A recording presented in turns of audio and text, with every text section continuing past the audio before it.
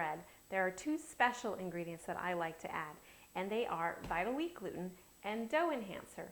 Now, technically, both of these are optional because you can make bread without them. But if you want your family to really, really like your whole grain bread, so much so that they're not asking you to buy white breads, hamburger buns, and dinner rolls and things like that at the store, but they really enjoy eating all of your bread for all of the things that you do with it, for sandwiches and everything, then I urge you to consider using both of these because it does really make a big difference in your bread. Now for the Vital Wheat Gluten, 1 tablespoon per loaf. So in my 6 loaf batch, I'm going to put in 2/3 of a cup, which is almost equal to 6 tablespoons. And even though we talked about the wheat, the hard wheat, containing gluten in it already, or at least containing the proteins that will form into gluten once it's mixed and prepared, you never really know from batch to batch of wheat exactly how much gluten there is or how much protein there is.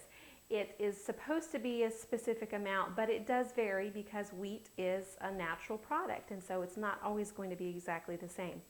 So by adding a little bit extra of this Vital Wheat Gluten, it helps to ensure you that you're going to have nice soft bread because it's got enough of the protein in it.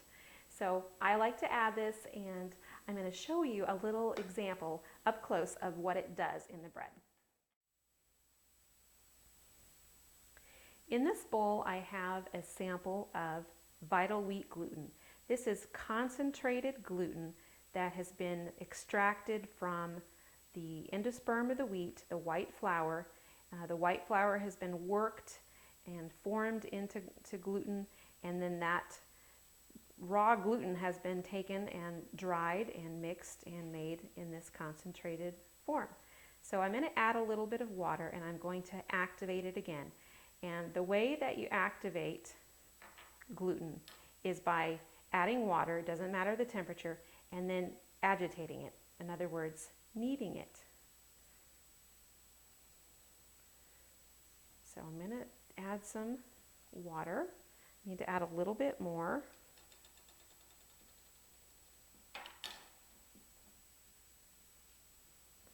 And it's going to form into, it already has made kind of a sticky ball. Okay, now I'm going to take this and keep working it, just like if you were kneading a loaf of bread. I'm actually going to just kind of roll it in my hands a little bit here. And now this works a lot more quickly than just using flour. But already it's very, very sticky.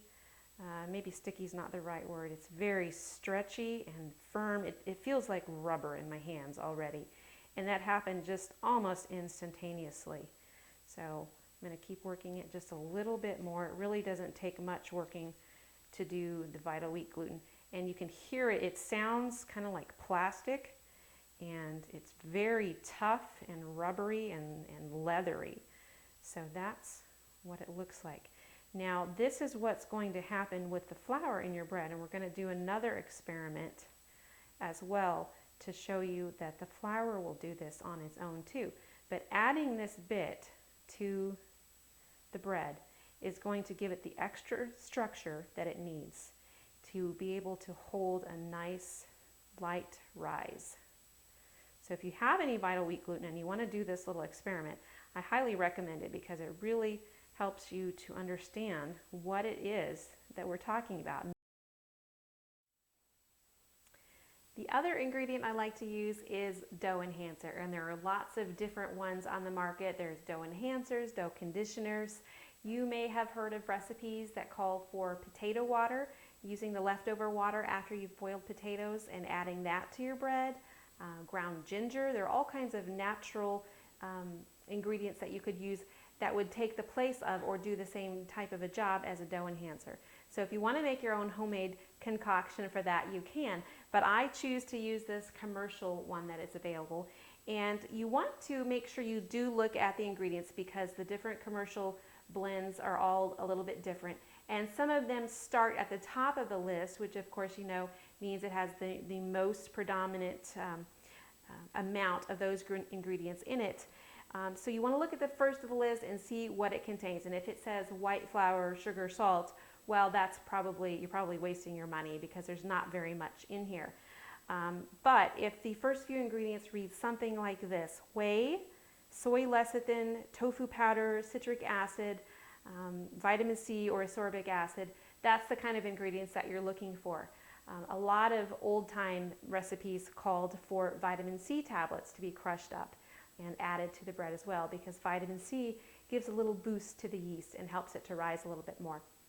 So this is a product that you can use if you choose to. It does help to make the bread a little softer, a little moister, sort of acts as a natural preservative. So even though your bread isn't going to last all that long, well, first of all, because your family is going to love it so much, they're going to eat it all up.